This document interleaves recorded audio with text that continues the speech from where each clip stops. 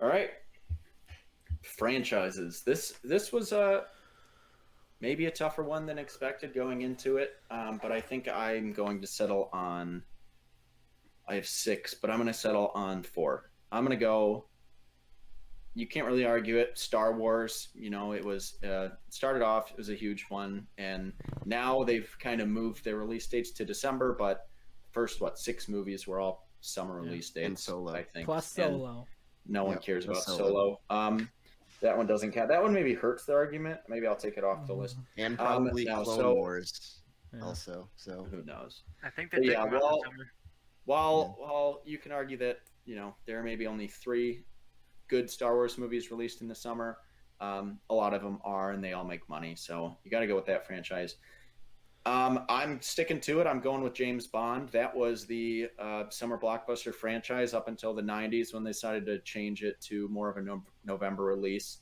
I do still think some of the later movies had summer releases in like the UK and some other countries, but yeah, for the most part in the US, they kind of shifted it. But yeah, for a long time, that was the summer blockbuster franchise.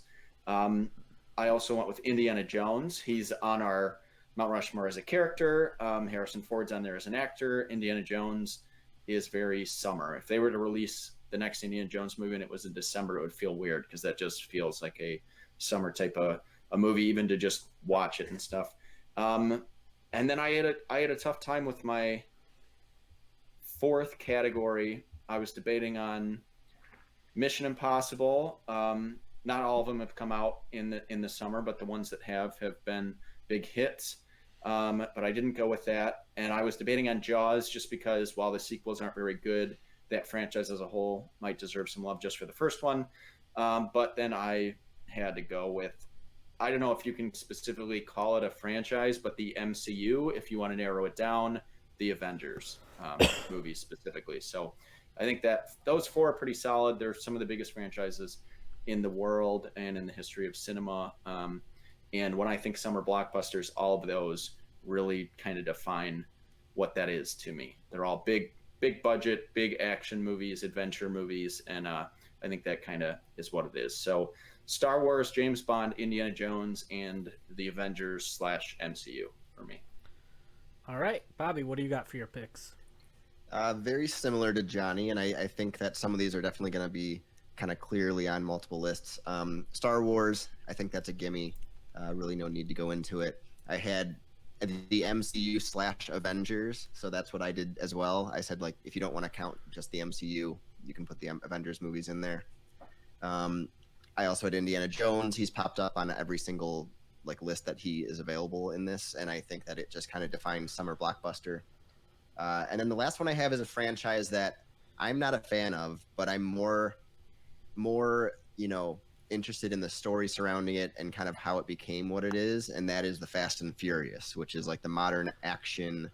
It started out as just car racing, Point Break rip off, and it wasn't even a big hit really until the fifth movie, when it started making crazy money, and then 5, 6, 7, 8, and 9, like out of all those, I think 4 of them made $1 billion, and it's just become a crazy weird franchise with dumb names, and I think it fits the bill as it's just no other franchise has done that, where it started out as an okay hit, went and was fading, and then all of a sudden in the fifth movie comes in and becomes a blockbuster franchise. So not a fan of the movies, but I like the story.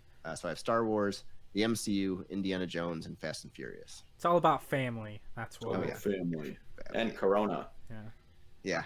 All right, Tristan, what do you got for your picks? I'll cover the couple that I got mentioned before. Of course, Star Wars is going to be on the list. It's Star Wars. It's the ultimate, from a nothing movie to the massive IP that dominates the entire world. And, it's Star Wars. I can't not put it on the list. Got a tattoo right here in my arm. The second I had that also got brought up is Bond. I think when you're talking about long-running franchises, you're talking about, the escalation from just a spy movie to, the ridiculous craziness and then back down to a spy movie. I think Bond is the identity of what a franchise really can be. Then I want to shout out Bobby for picking the Great American Franchise, the ultimate American action franchise that will come to define cinema, I think, throughout the future of this decade. the ultimate balls to the wall franchise, Fast and the Furious. John Bobby Wick. mentioned the craziness of going from a racing franchise to like an action franchise, and it didn't happen like overnight. Like it's a gradual kind of thing. Like it starts off as a really grounded kind of racing thriller movie, and then it goes up and up and up and up and up. And watching that growth over the course of the last, well, I didn't watch them all at once. I've watched them all over the course last week or so, but yeah, I'm really into it. So that's my pick for Fast and Furious as my third franchise. And my last one, I'm making a final pitch here. If you're talking long-running franchise, you're talking franchises that are designed purely to make money, purely to have people come to the theaters, see it opening weekend, and then kind of leave and not see it again. You got to cover a horror movie. So I'm making my last pitch here for Friday the 13th. It created kind of the slasher genre as it is. Like we had Halloween, we had Psycho, but you didn't have like the gore fest, like, oh, just go kill the teenagers and then that's the whole movie. Like that's what Friday the 13th created, and I think those still make money now. People go out to the theater to see like The Conjuring and to see these movies that it's like, oh, here's a one center icon killer that's gonna take out all the kids, and it's just gonna be like the entire genre was curated by Friday the 13th, and we're talking about like, oh, Jason goes to space, Jason goes to Manhattan, Jason meets this character and this guy from real life, and Busta Rhymes is in this one. Like, I think when you talk about a franchise just kind of going off the rails but still managing to like make money and inspire a fan base, that's my pick for Friday the 13th. So those are my four. I've got a couple that got brought up, but I also wanted to mention Fast and Furious, of course, the ultimate movie franchise, and Friday the 13th, I think, is the ultimate horror franchise.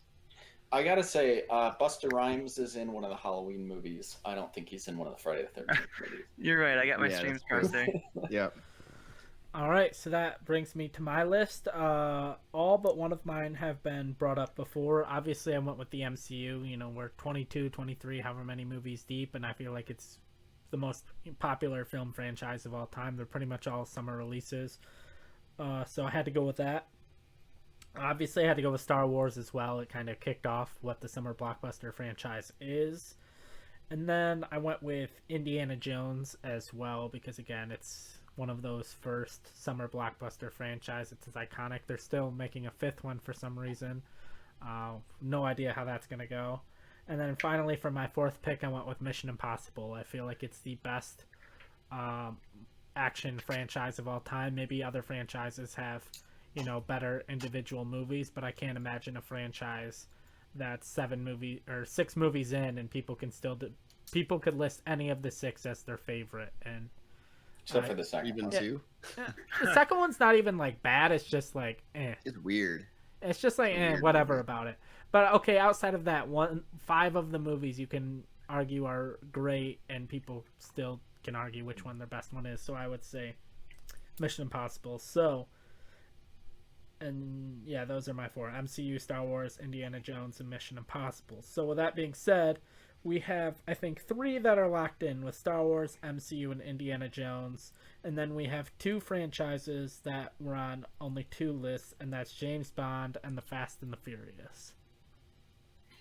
So we have a debate on Fast and Furious So, or James Bond. Johnny, or Bobby, you had it on both lists, right? No, No, Tristan did. I so had it on both lists. Okay. the reason Tristan had both. I left off James Bond because a majority of the movies, especially now, are not summer. So I didn't, and I thought even less of them were summer when I was making the list. So I had just Fast and Furious out of those 2.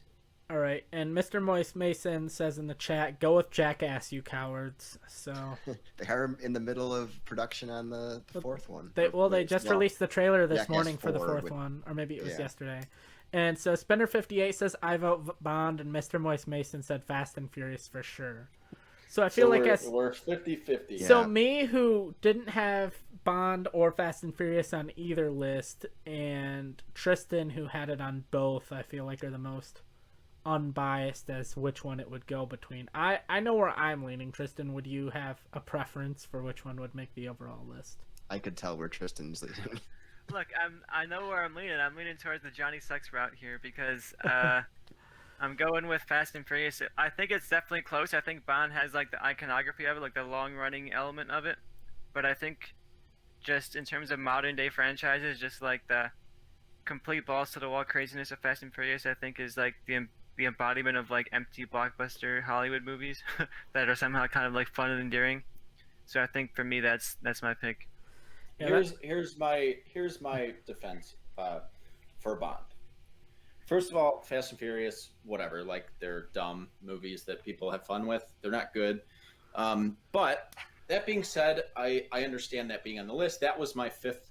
That was in my list of movies that I didn't pick originally. But my argument for it is this: Joe had Mission Impossible on his list. We all have Indiana Jones for the most part on our list. You don't have either of those characters. You don't have either of those franchises if you don't have James Bond. They even brought in Sean Connery for The Last Crusade as an homage to the character of Bond. James Bond is the reason that most of these franchises exist as they are. You're talking about modern franchises. The MCU encapsulates the modern franchises much more than Fast and Furious does. Fast and Furious, like Bobby said, didn't even start being a franchise really until the fifth movie. James Bond was the biggest hit in the world up until, I mean, it still kind of is. I mean, it kind of died in the early 2000s and stuff with Die Another Day, but that is, when I think summer blockbusters, I know people coined the term for Jaws, but if you look at a summer blockbuster franchise, James Bond is the original. James Bond is the original summer blockbuster franchise. It's still, it went on doing that until the 90s, and now it's moved its spot a little bit, and it's not so much that. But from 1962 until 1989, for a 20-year span, that is the summer blockbuster franchise. You can't say the same about Fast and Furious. Like, yeah, it has 10 years in a run of being dumb, fun movies every, year and a half, basically, but it's not in the same stratosphere as James Bond, and will never have the impact that the franchise had on other movies. There's no movies coming out today that you can credit Fast and Furious for inspiring, and we have two franchises that could, Indiana Jones will make this list, and Mission Impossible could have been an argument. That was another one on my list. You don't have those franchises without James Bond. You can't point to anything else and say Fast and Furious is the reason for this unless it's a failed movie like Need for Speed. The movies. The movies. Bobby, do you have a vote of what you would pick between these two after Johnny? I mean, honestly, look, I like the James Bond franchise way more than I like the Fast and Furious franchise. And if I were to replace Fast and Furious with anything on these lists, it would be probably Mission Impossible for a similar story where, it kind of picked itself back up and became a franchise years after like the first two came out, and it, kind of deal. But I think it's Fast and Furious for like I don't know how it's doing what it's doing. It's just it's crazy, dumb, fun action that I don't find that entertaining. That a lot of people end up it's watching doing what it's doing because there's not any dialogue you need to pay attention to, and it has action scenes that are popular in China. Like the whole reason Fast and Furious is popular is because people who don't speak English can watch it and have fun with it. But the movies are very good. The only decent one is Hobbs and Shaw, and that was and it was a spin-off. I want to betray myself slightly and say that I'm leaning a bit more towards Bond now. I think Johnny made a good point when he said that we have the MCU already to cover like the schlocky modern day franchise. So I think Bond has that like long running, decades long franchise. So I'm going there instead. I will say though, my argument against what Johnny was saying was kind of like the points he was bringing up of if we were arguing a top, right? Like his points are all valid and I would agree with him.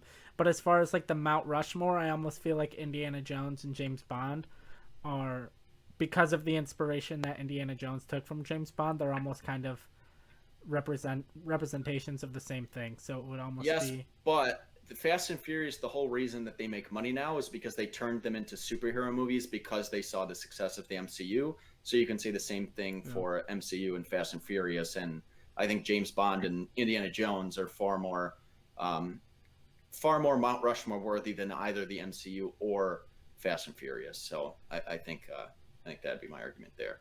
All right. So what's that? We go James Bond? Yeah, I'm leaning towards Bond. Yeah. Unless Bobby has a massive argument against it.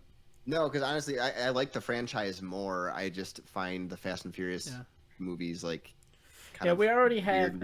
It's definitely more of a modern day summer blockbuster, but I think if you look at the franchises as a whole, right, you can still define like the first 20 years of Bond as that as Yeah, summer and blockbuster. I think if you're going through Bond, you can find like a handful of genuinely really great movies, like great spy thriller movies, like. And then in Fast and Furious, you're like, there's a couple that are like dumb entertainment, but Yeah. there's nothing that's gonna be like a long time forever movie.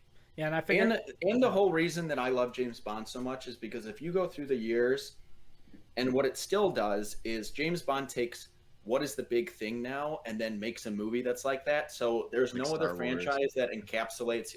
Yeah, With Star Wars gets big, so Moonraker. they do Moonraker. You have all of these Die Hard and 80s action movies and Scarface, so they do License to Kill. You have these big early 2000s and late Bourne. 90s like crazy movies, so you do Die Another Day, and then you have to reboot the franchise, so you go Bourne, and then the fault of it is sometimes you get a Spectre where it's like, well, we have to connect everything and make one universe because of the MCU, and then it kind of fails. But I like it for its failure and for its things. But you can't find another franchise that has a spy movie, a blaxploitation movie, a space movie, a genuine spy thriller, and like just kind of crazy action movies thrown in there. So I think it encapsulates everything that summer blockbusters ever have been.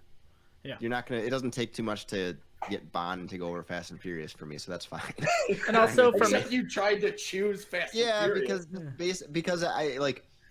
Because the span of movies that really would have been the summer blockbusters aren't my favorite span of Bond movies, the Roger Moore ones, which are some I really like and some I think are kind of schlocky and not quite as I good. agree. But so for the span of time that it was in the summer, it's comparable in nature to Fast and Furious, at least, How where it's dare kind of the you. more corny, on the more corny side. But I still like them; they're still great. And I will say, like in Fast and Furious, you're getting like the 25 movies worth of Bond escalation in like a 5-movie span. Like you're going from the really low. That's wild. They're going into space in like the 7th or like the 9th movie. Yeah. I don't know. And the 9th movie that's come out in like 10 years, it feels like. First one was 2001, so 20 years. That's wild. Yeah, it started I off mean, with I them don't stealing count TV anything VCR before the fifth combos. But shout out though to I don't know if he's Hobbs or Shaw, but Jason Statham. I just watched Wrath Shaw. of Man I last believe night. he's Shaw. Yeah, that makes more sense. That makes sense.